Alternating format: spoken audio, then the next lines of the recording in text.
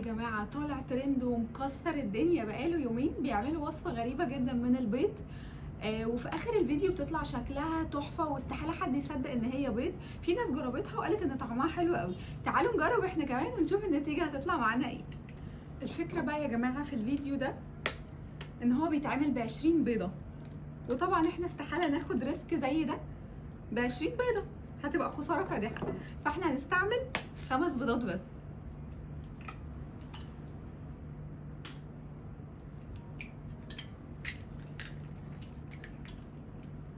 هندخلهم بقى الفرن على درجه حراره 200 على الرف اللي في النص، واول ما يستوي هقول لكم قعد معايا وقت قد ايه. بصوا هو استوى خلاص، هو ما خدش تقريبا في الفرن 5 دقايق بالكتير قوي. هنطلعه بقى كله.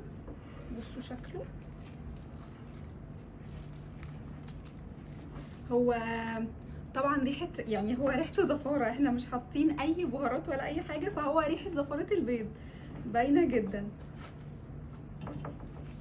في الكبه بقى هننزل بكل البيض اللي احنا عملناه ده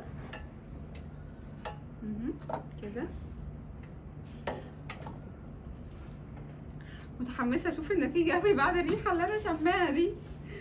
هننزل عليه بنص معلقه صغيره ملح، ونص معلقه صغيره من الفلفل الاسود، 3 فصوص من الثوم، شويه مستردة، عصره ليمونه،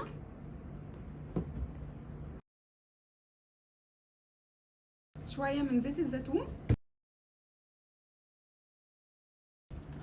هنضرب بقى كل ده، وانا بضربه لقيته مفرول شويه، زودت له شويه زيت زيتون.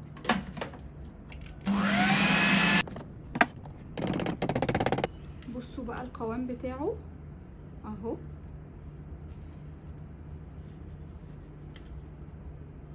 ريحه الزفاره مش موجوده خالص، اللي موجود ريحه الثوم مع الليمون. نحاول بس نساوي الشكل بتاعه كده شويه زيت زيتون.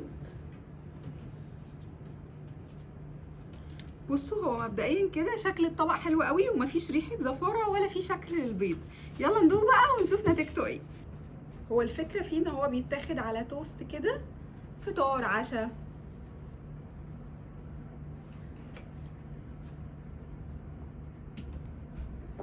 مش هزود قوي، انا لسه مش عارفه طعمه ايه.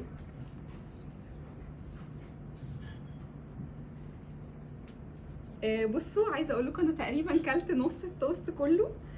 حقيقي طعمه حلو قوي قوي، يعني ريحه الزفاره اللي انا كنت شماها في الاول دي لا هي مش موجوده خالص. وبعدين مش حاسه ان انا باكل بيض.